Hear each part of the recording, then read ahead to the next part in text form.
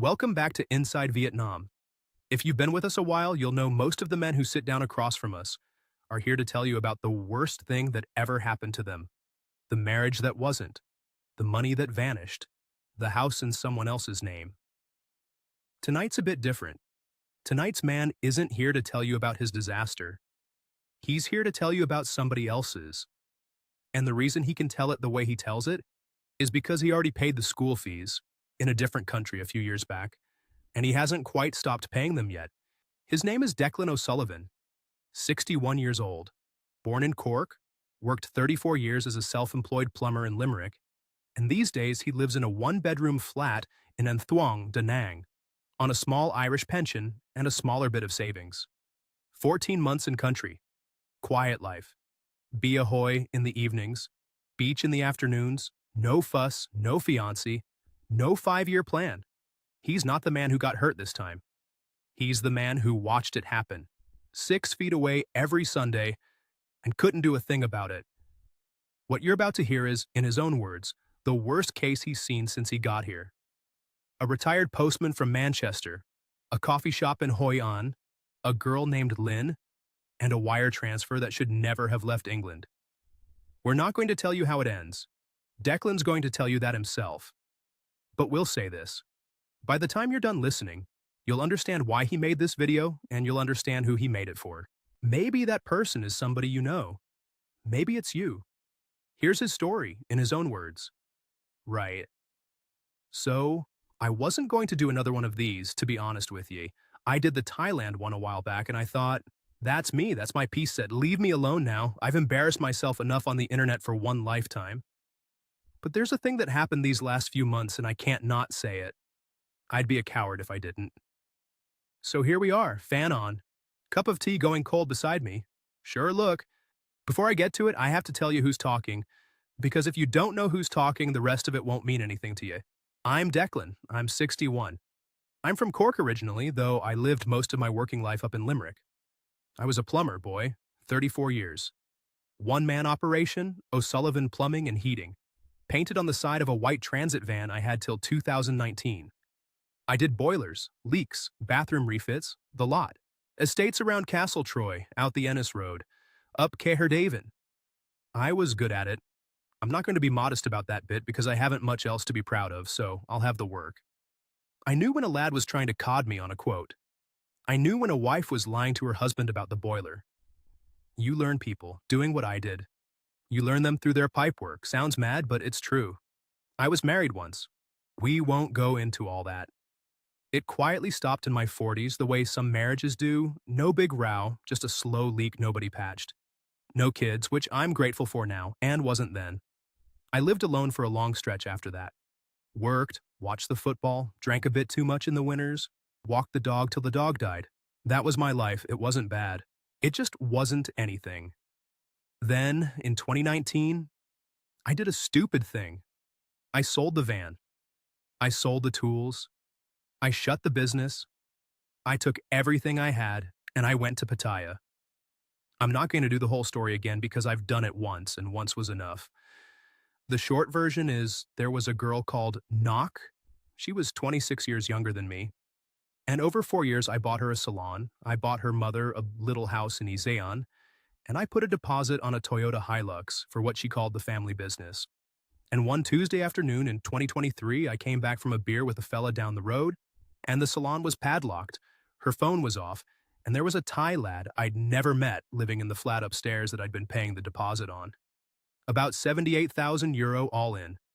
Gone. Like water down a drain, I'd plumped myself. I came home to Ireland, tail between the legs. I stayed in my sister Bernie's spare room in Cork for about 18 months. Bernie's a saint, she really is, but the house is small and I'm a big lump in a small room and we both knew it. I drank too much that winter. I watched the rain come sideways for what felt like a full year.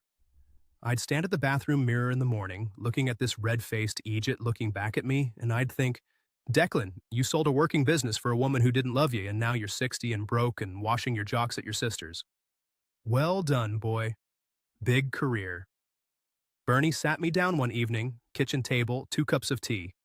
She said, I love you, Deck, but you can't be sitting in that room for the rest of your life. Just promise me one thing, will you? Don't do something stupid again.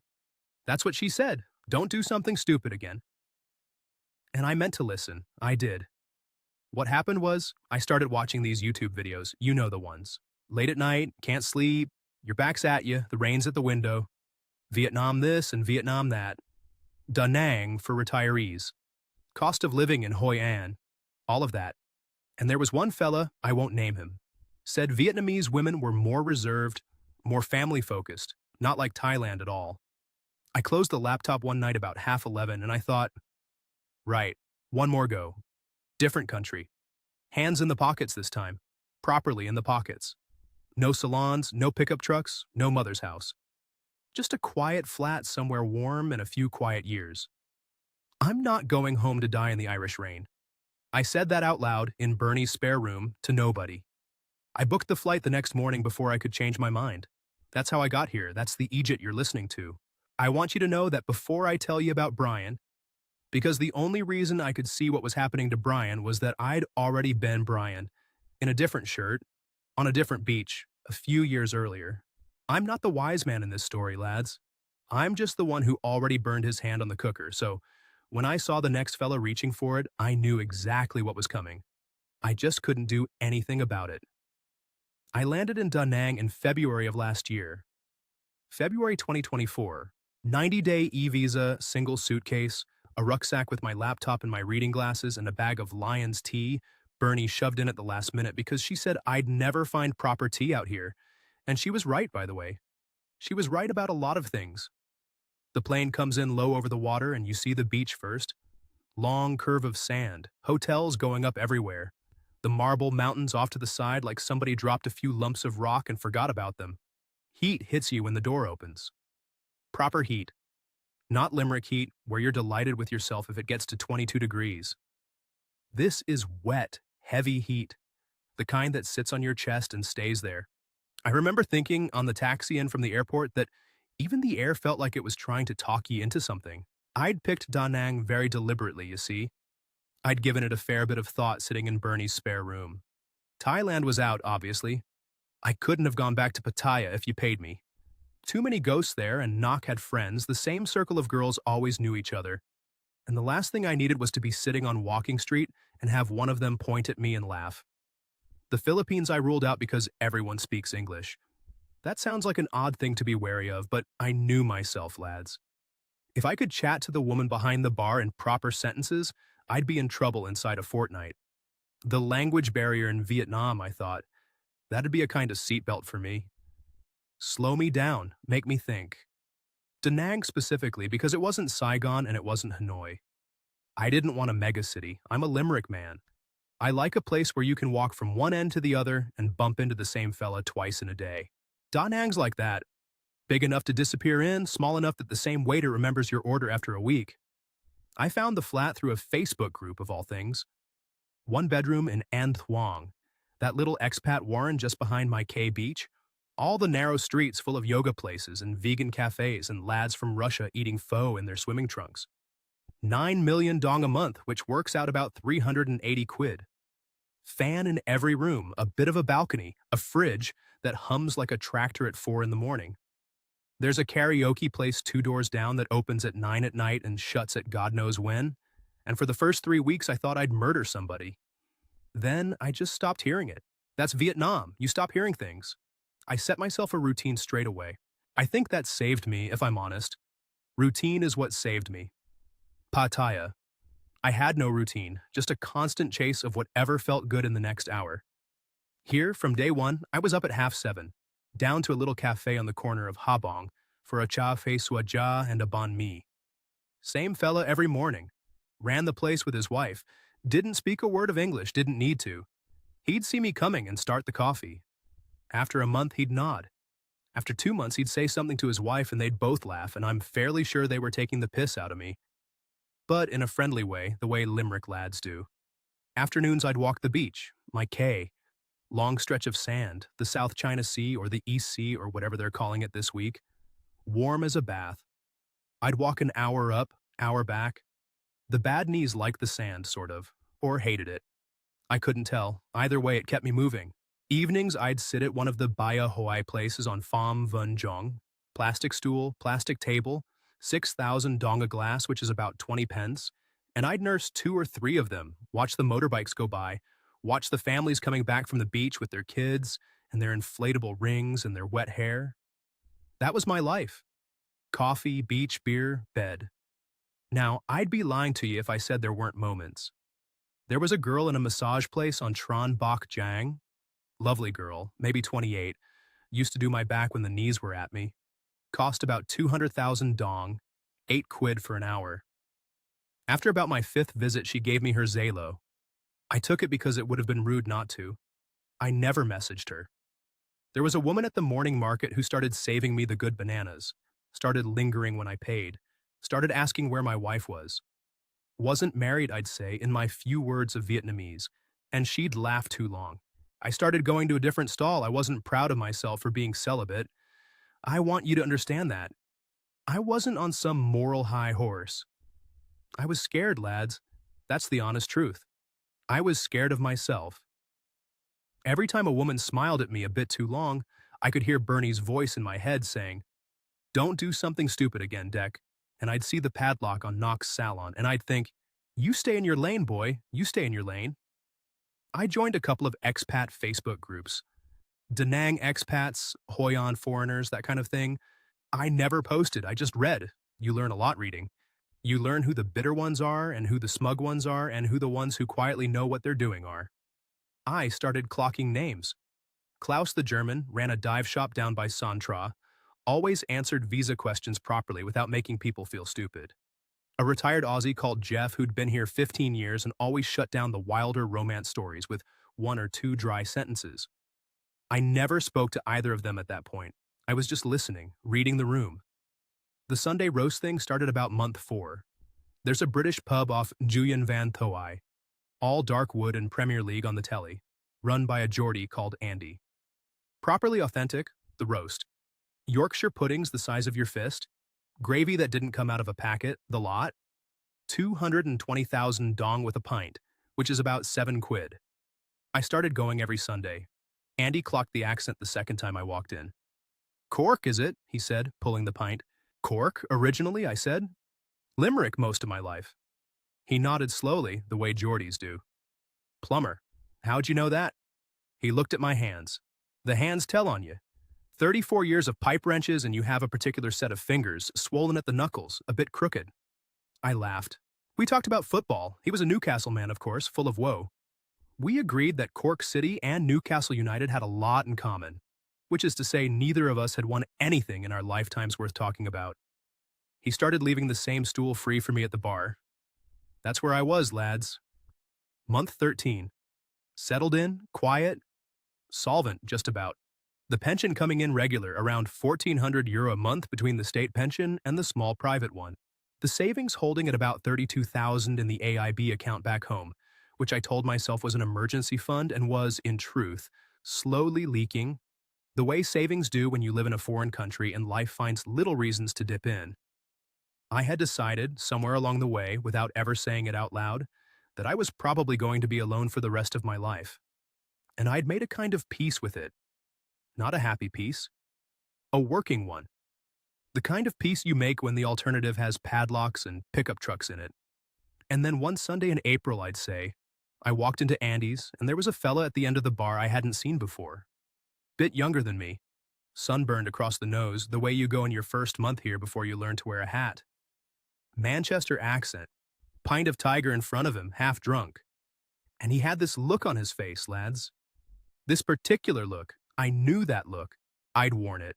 That was Brian Whitfield.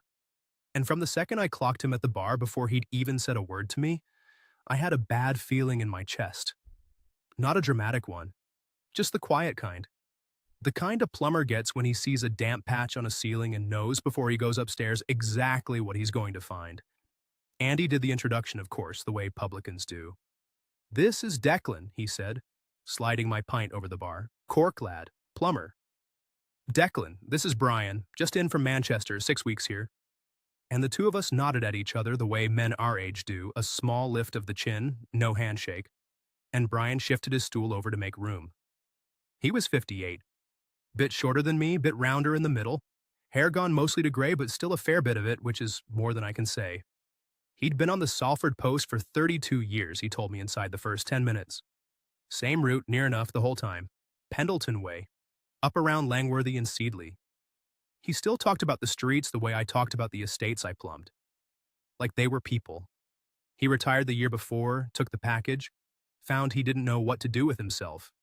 2 daughters, both grown, both up Leeds way, both of them with their own kids and their own lives. They rang on his birthday and at Christmas. He didn't say it sourly, he just said it. Divorced about 10 years, he said. She got the dog, he got the terrace. Fair swap, he reckoned, until the dog died and then he wasn't sure. I liked him straight off, I want to say that. He wasn't a fool, Brian. He was a working man who'd done a working man's job for a working man's life. He had the same kind of jokes I have, the same kind of silences. We watched 10 minutes of Aston Villa playing somebody on the telly and didn't say much. And then he ordered a second pint of Tiger and told me about the girl, Lynn. He said it carefully, the way English lads do with Vietnamese names. Slightly too soft on the L, the way you can tell a fella's been practicing in his head. She was 31. He'd met her a week before in a coffee shop in Hoi An, one of those places on Nguyen Phuc Chu down by the river, all-egg coffee and slow ceiling fans. He'd been sat there with a guidebook and she'd come over to ask if he needed any tour recommendations, because that was her business, you see. Bespoke Hoi An tours for Western tourists, tailoring, lanterns, cooking classes. She had a little laminated card and everything. She'd lived in Sydney for a year, he said. Studied tourism management. Her English was beautiful. Better than his, he laughed, and you could tell he meant it. Her mother was sick, diabetic, lived out in a village south of Hoi An. She was the eldest. 2 younger brothers, one still in school. She'd come back from Sydney to help the family. Lovely girl, Brian said. December, you'd really like her? I just nodded. Took a sup of my pint. Watched Villa concede. Now, lads, here's where I want you to understand something. I didn't jump down his throat. I didn't say a word about Pattaya, not that first Sunday. Because I've been the fella in the chair and I know what happens when you come at him direct. He stops listening. He builds a wall you can't get over. So I did what I do on a job, walking into a kitchen where I knew the boiler was going to be a banjaxed mess. I asked the questions calm, polite. The way you check the work before you commit to a quote. Have you met the family yet? I said. Video call with the mom, he said. Lovely woman. Held her hands up to the screen, gave him a blessing. Hadn't met them in person yet. Lynn said her mother was too unwell to travel, and the village was a bit out of the way for a first visit. They were planning a lunch in a few weeks. How's her Facebook? I asked. He sort of frowned at me. Normal, he said. Photos with friends, a few of her tour clients, bit of family stuff. Why? No reason, I said. Just curious. Has she asked you for anything yet? I said. That one stopped him. He looked at me proper for the first time. No, he said, almost offended. She's not like that, mate. She actually paid for the second coffee, wouldn't even let me get it. I smiled and let it go.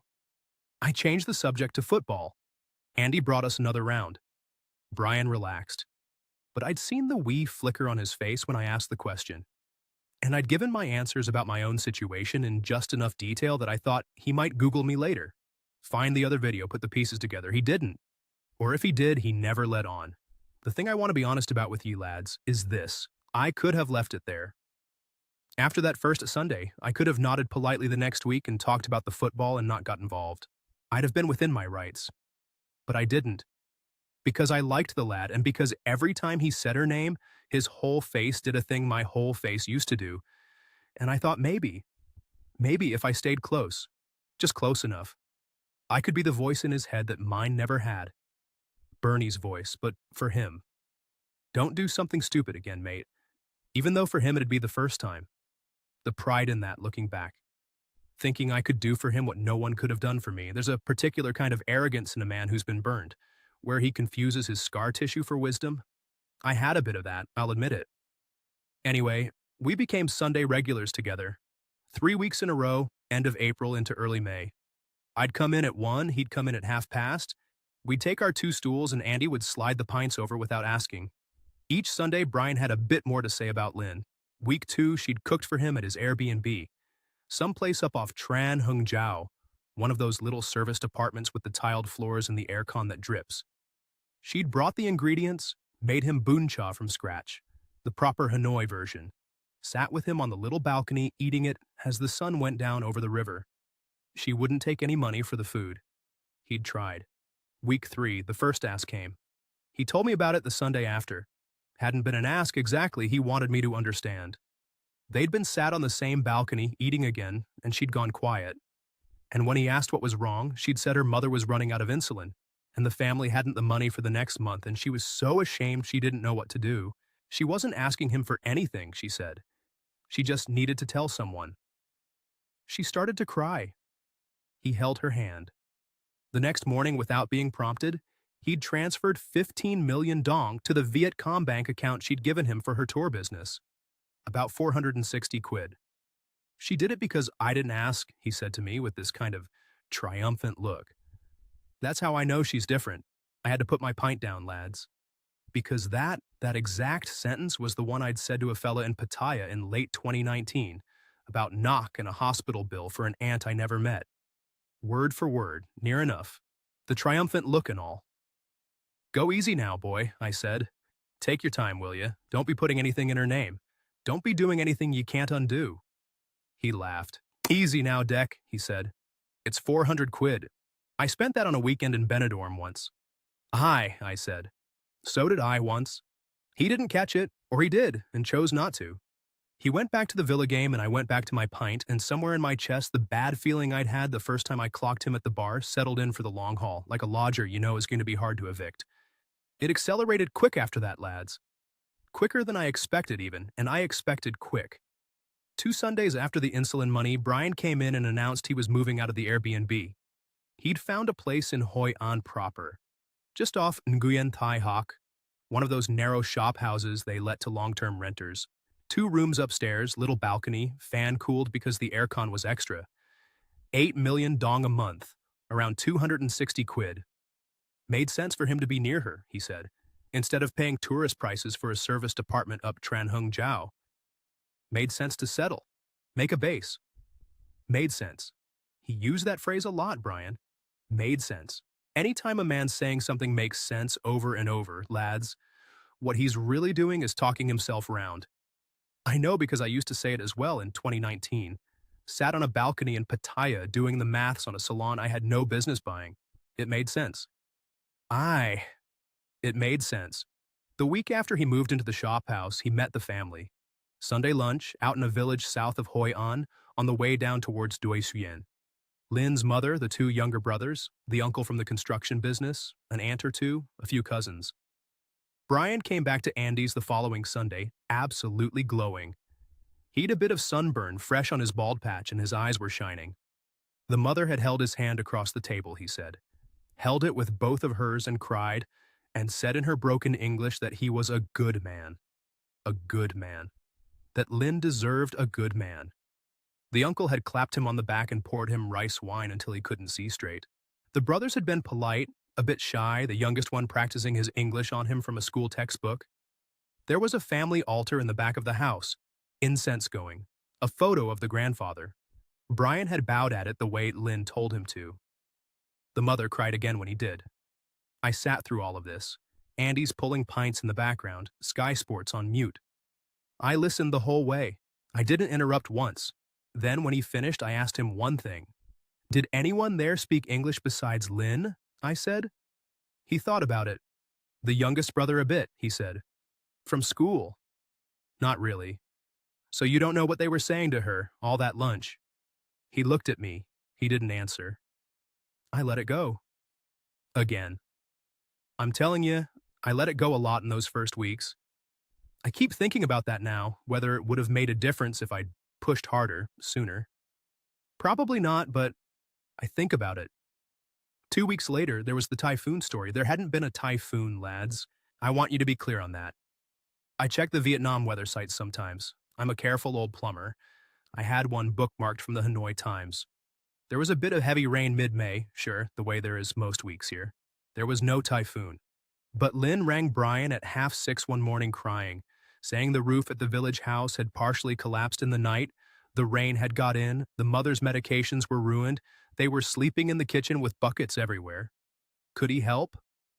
The uncle had given a quote, 80 million dong, about 2,500 quid, to fix it properly with new beams and corrugated sheet. The family had 30 million between them.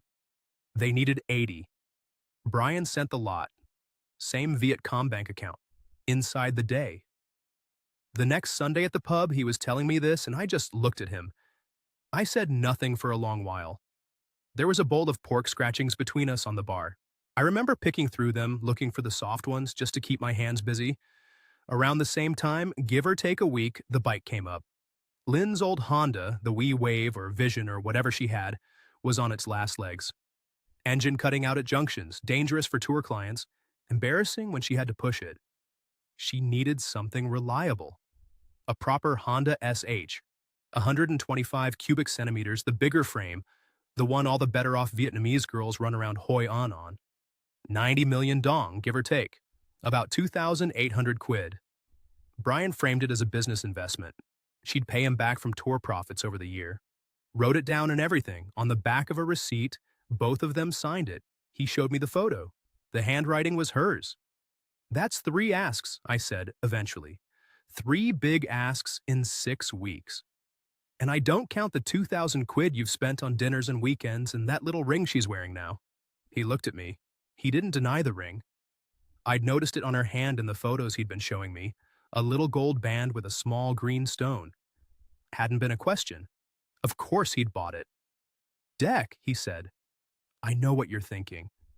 I know what this looks like to you, but you've not met her. She's different. Honestly, mate, you should meet her, you'd see.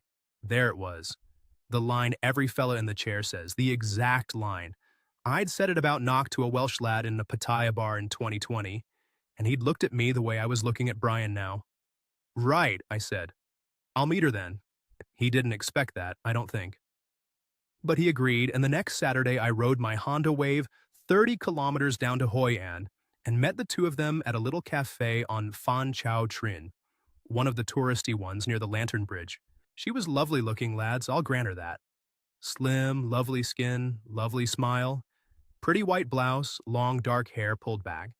She stood up to shake my hand, two-handed, the way well-brought-up Vietnamese girls do. Spoke perfect, fluid English with a faint Aussie tilt on it from the Sydney year. Asked me about Cork, about Limerick, about my mother's name even, which was a strange and clever question. She bought the coffees. She made Brian laugh twice in the first 10 minutes, easy and warm. And I clocked her, lads. I clocked her in about a minute and a half. It was the small things. The way her smile dropped a half-second too early when Brian wasn't looking at her. The way she shifted register the moment I asked her in a friendly way about her tour clients last month. Names, where they'd come from, where she'd taken them. And her answers got vaguer, looser, less specific, before she steered the talk back to her mother's diabetes. The way her English got just a touch more broken when the questions got harder. Like a dimmer switch she had her hand on. I'd seen Nock do exactly that. Exactly that, lads.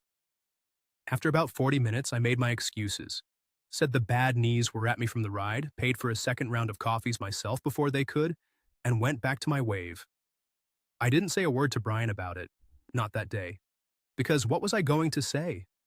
She was charming, she'd said all the right things, he was happy. The dimmer switch on the English was the kind of thing that would have sounded mad out loud. He'd have said, "You're projecting your stuff onto her, mate," which is what he did say to me the next Sunday when I tried, gently, very gently, to bring up the Boon Cha conversation I'd been planning all week. We were on Phan Chau Trin again, on the Hoi An side because he was hosting now.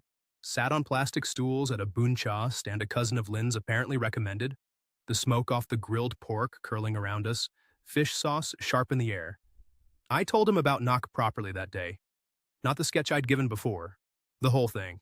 Mother's house in Isan, 640,000 baht. Salon in Pattaya, 400,000. Hilux deposit, 350,000. The padlocked door, 78,000 euro. Beat for beat, lads. I gave it to him. He listened. He did me the courtesy of listening. And then he set his chopsticks down and said, Very quiet, very calm. Deck, you're projecting your stuff onto her, mate. I'm sorry about Thailand. I am. But Hoi An's not Pattaya. Lynn's not Nok. You can't see the difference because of what happened to you, and I get it. But I'm not you, mate. And she's not her. I looked at the Boon Cha going cold in front of me, the vermicelli starting to clump. I said. All right, Brian. All right. We finished the bowls. We didn't say much else. He paid the bill, 80,000 dong each, and we walked back to where I'd left the wave, and he clapped me on the shoulder the way men do when they want a thing to be all right between them. I rode back to An Thuong with my back at me and the sun setting behind the marble mountains, and I knew, lads. I knew the way a plumber knows when a pipe is about to go that there was something bigger coming. I just didn't know what shape it'd be yet.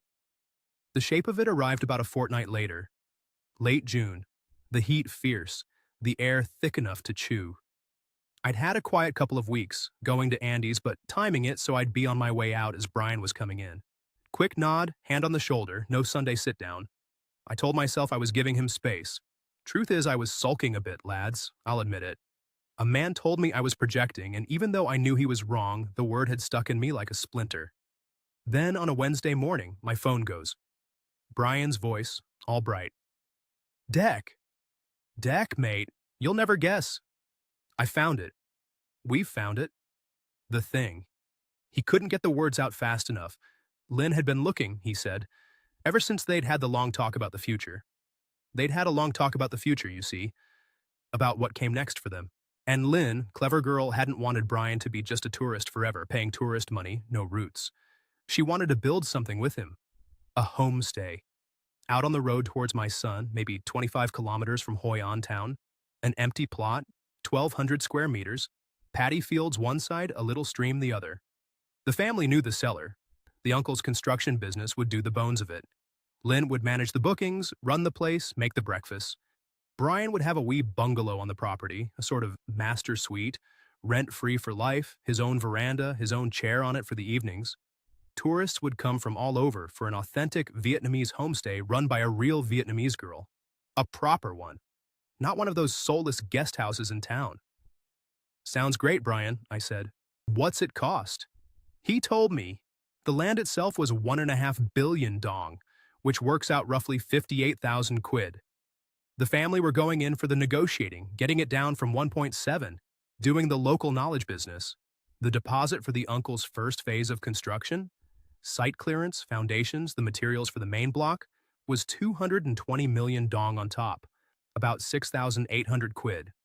The full build would come to maybe another 1.5 billion over the next year, but that'd be from the homestay's own profits and a top-up from Brian as it went. The land's in Lynn's name, of course, he added quickly before I could ask. Has to be. Foreigners can't own land here. It's the law. My solicitor in Manchester confirmed it. But she's drawn up a private agreement we both signed, a sort of side letter saying the property is jointly ours and she can't sell without my consent. Notarized in town and everything. I didn't say much on the phone. I asked him where he was getting the money. There was a pause. He said he was remortgaging the terrace. The terrace. The Salford terrace. The one his ex-wife had let him keep after the divorce. The one his daughters had grown up in. The one paid off 3 years before he retired. He'd been to a broker in Manchester over Zalo video. Equity release. He could pull about 65,000 quid against it. More than enough for the land and the deposit with a bit set aside. I said, congratulations, Brian. Sounds like a plan. Talk to you Sunday. I hung up and went and sat on my balcony for an hour and didn't drink the beer in front of me. I just watched the geckos on the wall. There's no point arguing on the phone, lads. You can't see a man's face. I needed Sunday. Sunday came. Andy's pub. I got there at 12:30, an hour earlier than usual, and ordered a pot of tea instead of a pint. I needed my head on. Brian came in at 1, all smiles, ordered a tiger, sat down on his usual stool, and I said, before he'd had a sip, Brian, the wire's gone, has it? It went Friday, he said. Cleared into the Vietcom bank yesterday. The land deal closes next week. The uncle starts site clearance the week after. I put my teacup down very carefully on the bar mat. Whose name is on it? I said. The land title. He sighed. He'd been waiting for it. Lynn's, he said. We've been over this. It has to be. The side letter covers me. The solicitor here in Hoi An drew it up. December. He was a serious man, not some cousin of hers. A proper office on Tron Hung Jiao with a brass plate. I sat with that for a second. Then I leaned in. Quiet. Not raising my voice. I want you to know I never raised my voice that day, lads. I made a particular point of it, because I'd had men shout at me about knock in 2020, and it had bounced straight off. Brian, I said, I want to tell you one thing, and then I'll shut up. I was you, lad. I was you in this exact chair 3 years ago in a different bar in a different country. There was a side letter on Knock's salon as well, drawn up by a serious Thai lawyer, brass plate and all. When the salon went, the side letter wasn't worth the paper. I went to a Thai solicitor afterwards and he laughed at me. He didn't laugh nasty. He laughed kind. He said, "Sir, in Thailand, that document is what we call a feeling, not a contract." And it's the same here, Brian. I've checked. The So Joe, the red book, the actual land title, has her name and only her name on it.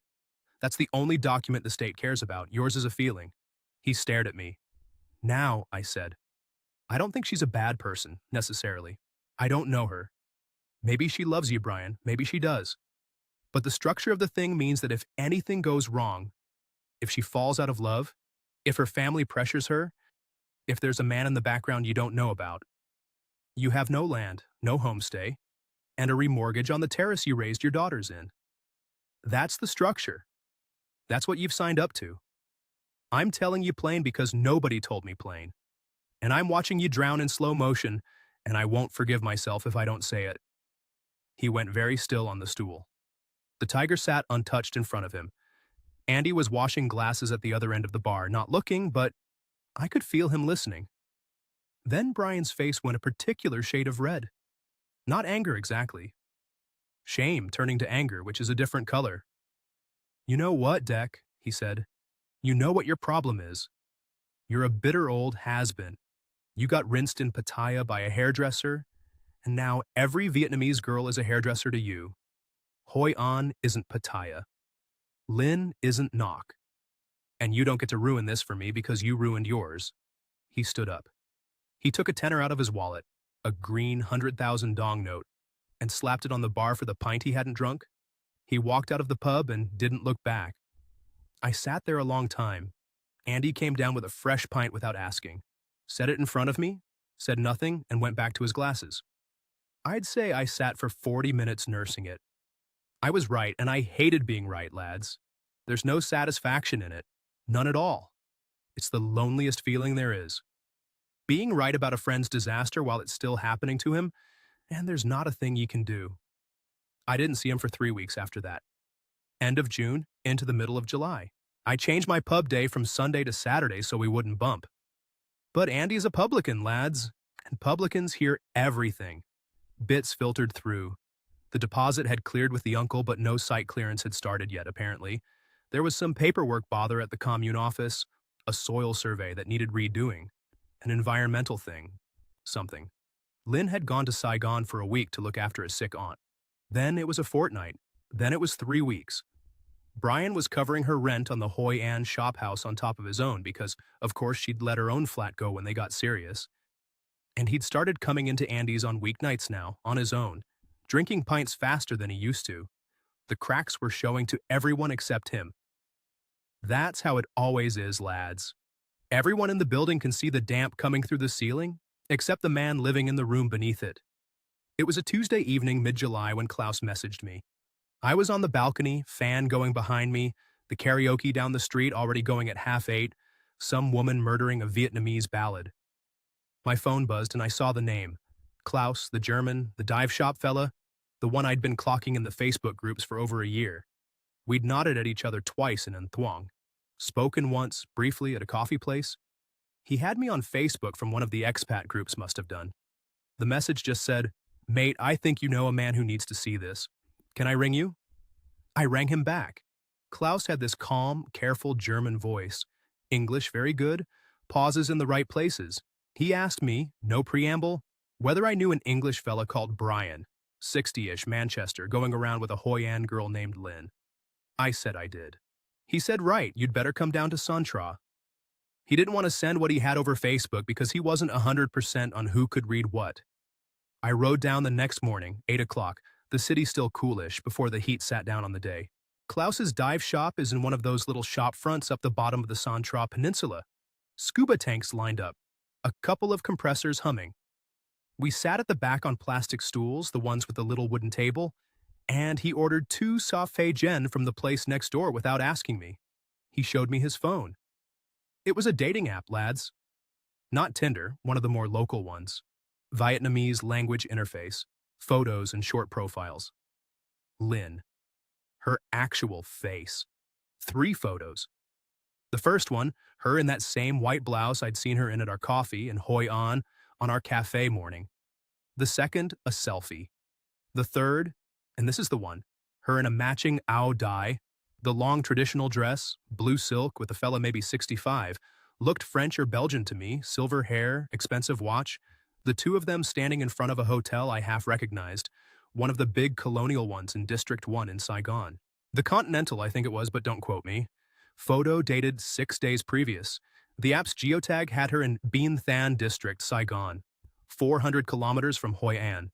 Klaus had screenshotted the lot. Profile, photos, location, even a couple of message exchanges he'd swiped right and got into with her, under a fake account he ran on the app for exactly this purpose. He had her quoting prices for weekly companionship in soft, clear English, $2,000 a week plus accommodation and flights, with a little smiling face emoji at the end. I want to tell you, my hands didn't shake when I looked at it, lads, but they did. They properly shook. Not for me. For Brian. Klaus said very quietly, I am sorry to drop this on you, but here is the other thing. My own ex 2 years ago was a girl named Hang. Same village south of Hoi An. She is Lynn's first cousin. They grew up in the same house. After Hang took me, I started watching the Facebook of the family from a fake account. There are at least 3 of them working. Hang, Lynn, and a younger one called Mai. They share leads. They take photos for each other's profiles. The mothers know. The uncles know. It is, how do I say, a small family business. I have seen this for 2 years. Brian is not the first. He is one of about 4 men I know about in the last 18 months alone. I sat with that for a long while. Klaus didn't push. He let me sit. He just sipped his coffee, the cup making little ticking sounds on the saucer when he set it down. I said the mother, the diabetic one. He smiled a sad sort of smile. The mother is fine, he said. She works in a fabric shop in Hoi An town. She is in the photos sometimes, at family lunches. She is 55, 56, healthy as you or me. I asked him why he was telling me, why now? He said because he'd seen me posting nothing in the groups for over a year and he liked that. That meant I was a careful man. And he'd seen me at the coffee place once with another older Englishman and clocked it. He'd been wondering how to bring it up. When his mate at the other dive shop mentioned the Manchester fellow with the Hoi An girl named Lynn, that had been the click. He took a chance on me because he reckoned I'd actually do something with it. I went home with everything Klaus had on a USB stick he gave me, plus the screenshots on my phone, airdropped over before I left.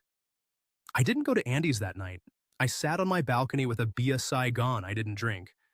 I thought about whether to go to Brian at all. I thought about whether he'd say I'd faked the screenshots. I thought about whether knowing this changed anything for the money, on the answer to that one being no, because the money was already gone. The land had transferred. The deposit had cleared. The Vietcom bank account had taken the lot weeks ago. But the bleeding hadn't stopped. The rent, the bike payments, the next phase of the build. The fellow was still feeding the machine. I rang him in the morning, early, 7:30. He picked up on the 3rd ring. His voice was thick. He'd been on the pints by the sound. He said, December. I said, Brian, I'm coming down to Hoi An today. I need you to be in. It's not about the argument. Just open the door for me. He said, all right. I rode the wave down. 40 minutes on Highway 1, sun already bleaching the road white, lorries throwing up dust off the verges, the smell of diesel and stewed pork from the roadside kwan where the long-haul drivers eat at all hours. I parked outside the shop house on Nguyen Thai Hoc. He buzzed me up. He looked terrible, lads. He'd a 4-day beard, his eyes were puffy, the shop house smelled of old beer and fish sauce and a rice cooker that hadn't been emptied. There were Tiger cans on the windowsill. He said straight away, I haven't been able to reach her in 4 days. Lynn, 4 days, December. She was in Saigon for the aunt. She was meant to be back Monday. Her phone goes to voicemail. The mother won't pick up either. The uncle's number is dead. I keep telling myself it's a Vietnamese thing, family stuff, phones turned off out of respect, but I sat him down at his little kitchen table. Plastic, the kind every cheap rental has with a wobble in one leg. I put my phone in front of him. I scrolled through what Klaus had given me. The profile, the photos, the Aodai, the Continental, the geotag, the price list, the 2,000 US a week. He went white first. Properly white, the way men do when blood drops out of the face. Then a deep red came up out of his collar to his hairline, and his hands made fists on the table. Then it all dropped out of him, and he went a kind of gray, and that gray, lads, that gray was the exact color of my own face, in a Pattaya hotel mirror in May 2023, the morning after the salon. I knew that gray from the inside. He didn't say anything for about a minute. He just looked at the photo of her in the Aodai. Then he picked his phone up. He rang Lynn. Speakerphone, hands shaking. Voicemail. He rang the mother. The number you have called is not in service. He rang the uncle. The number you have called is not in service. He set the phone face down on the table. He looked at the wall. He didn't look at me. He said, very quiet, almost to the floor, I told my daughters about her December. He said it once. He didn't say it again. He just sat there. By the next morning, every number was dark. Lynn's, the mother's, the uncle's, the youngest brother's that had been doing his English homework on Brian's lap in May, all disconnected, all within 48 hours of me showing up at the door. A few days later, Brian got a Vietnamese friend of Andy's, a lad called Tuan who works at the bank, to walk into the commune office near the My Son Road and check the Sojo on the plot. Lynn's name only. No side letter on file with the state because side letters don't go on file with the state.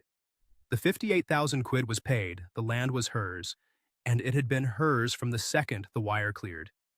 The 220 million dong for the uncle's first phase? Tuan made some calls. There was no construction company registered to the uncle. There was no builder. There never had been. There was only the Vietcom bank account, which had been emptied in cash in 5 trips to a branch in Ja Lat over the course of one Wednesday afternoon, the day after the wire cleared. The mother, Klaus had told me, was at her fabric shop the whole time, selling silk to Australian tourists, healthy as the rest of us. Brian sat at his kitchen table and said almost nothing for the rest of that day. He didn't cry, not then. He didn't shout. He just sat there with the phone face down in front of him, and now and again he'd turn it over, look at the screen, see no notifications, and turn it face down again. I stayed with him that night, slept on his couch with my boots on. Tomorrow we'd start packing. The packing took the bones of 2 weeks. I want to tell you it was a flurry, lads. A wild rush, but it wasn't. It was slow. It was a man shutting down a life he'd spent his retirement money on, in a country he barely knew, with a head full of fog. I went down to Hoi An every other day on the wave to give him a hand. We did it in stages. First job was the Honda SH, the pretty one. The bike Lynn had been riding for 2 months. Brian still had the receipt and the seller still had a shop front on Tran Hung Jiao, half a kilometer from the shop house. We rode the bike back together one Wednesday morning, me on the wave behind, and the dealer, decent enough fella, didn't pretend not to remember Brian. Looked at it for 10 minutes, looked at the kilometers, sucked his teeth the way mechanics the world over suck their teeth, and offered 45 million dong cash. 2 months earlier, Brian had paid 90. We'd lost half its value just by riding it home. Brian took the cash, about 1,400 quid, and a stack of red 500,000 dong notes that the dealer counted out twice. He didn't haggle. He didn't say a word. Then it was the flat. The little shop house on Nguyen Tai Hoc. He'd paid a 2-month deposit on signing, of course, 8 million dong each, and he was leaving 5 weeks short on the contract. The landlady, a small, sharp Vietnamese woman in her 60s, was decent about it. She kept one of the deposit months, gave him the other one back. She knew, of course she knew. In a town that small, lads, a Vietnamese landlady in her 60s knows. I saw the look on her face when she handed Brian the 8 million in cash. It wasn't pity exactly. It was a kind of weary recognition. She'd seen it before. We sold the bits and pieces over a weekend. The rice cooker he'd bought in his second week when he was setting up the kitchen for their first proper home meal. The air fryer Lynn had asked for so she could make him chicken wings the Western way. The little table fan. The set of pots. The one good chef's knife. We listed them on Facebook Marketplace through Andy's account because Brian's heart wasn't in it. And a young French couple who'd just moved to Hoi An came and took the lot for 2.5 million dong, about 80 quid. They were sweet, the French couple. They were so polite. The girl thanked Brian 3 times on her way out the door, and he stood there in the empty kitchen and nodded at her and said, "No problem, no problem," like a man who'd forgotten what those words meant. The little gold ring with the green stone, the one he'd bought Lynn in their second month, he found in a drawer in the shop house. She'd left it. He held it in his palm for a long time and then put it in an envelope and put the envelope in his wallet. He took it home with him in the end, lads. I didn't ask why. I tallied his money up for him on the Sunday before the flight, on the back of a takeaway FIO receipt. I made him do it because he wasn't doing it himself. 58,000 quid for the land, gone. 6,800 for the builder, gone. 2,500 for the typhoon roof, gone. 460 for the insulin, gone.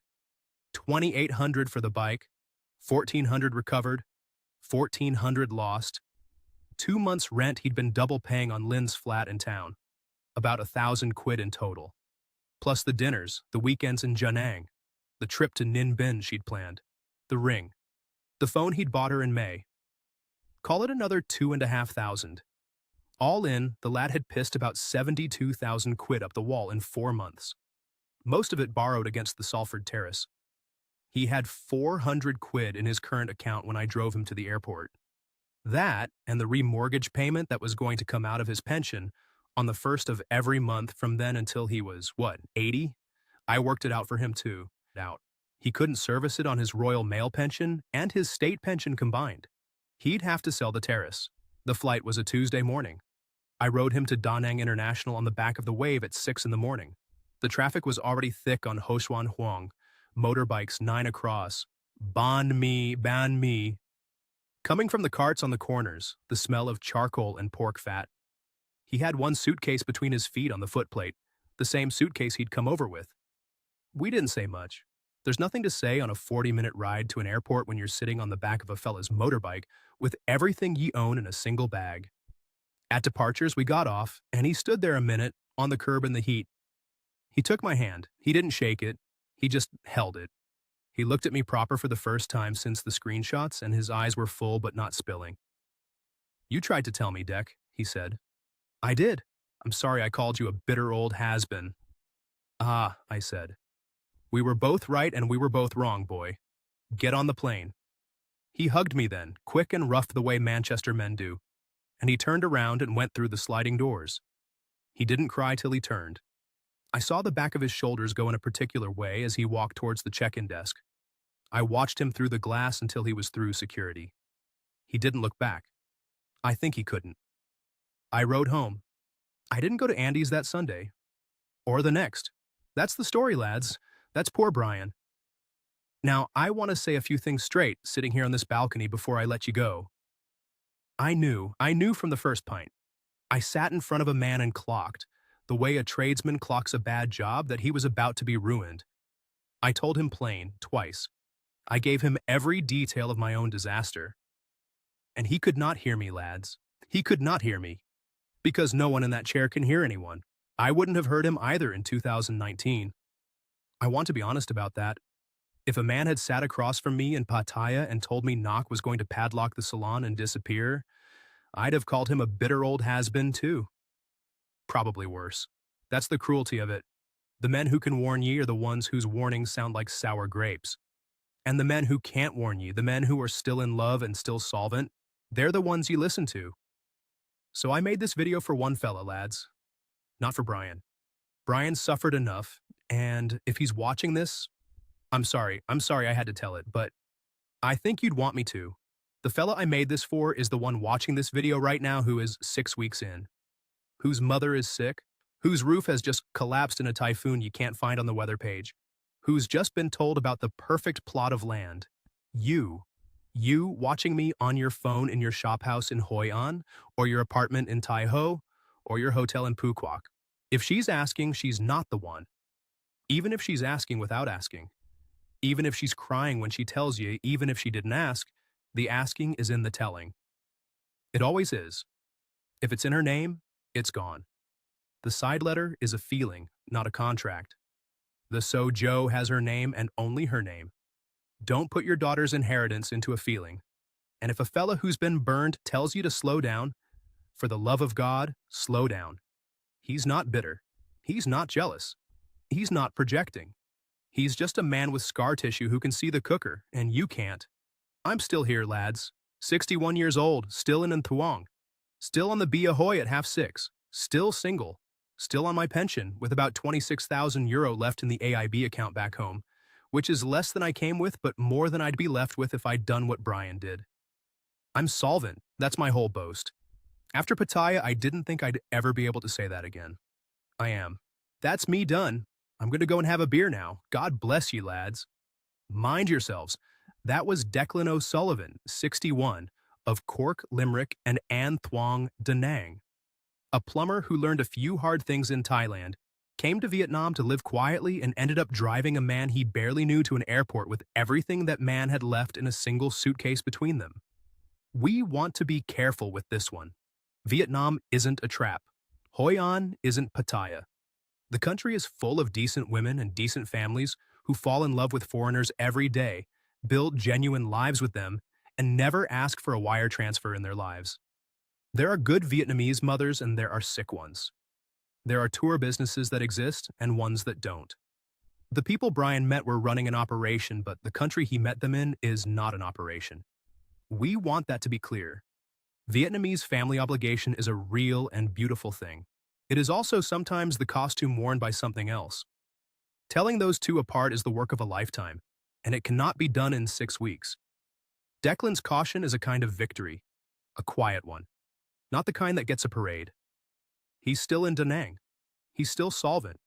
He's still alone. He'll tell you that's enough, and on the days he's honest with himself, he means it. This channel exists because of the man Declan made this video for. The fella who's 6 weeks in tonight. If you know him, send him this. Don't tell him what's in it, just send it. Let him hear it from a cork plumber on a balcony in An Thuong, the way Brian couldn't hear it from anyone, including the man sitting next to him at the bar. Thanks for being with us. Look after yourselves, look after your money, and look after each other. We'll see you next time on Inside Vietnam.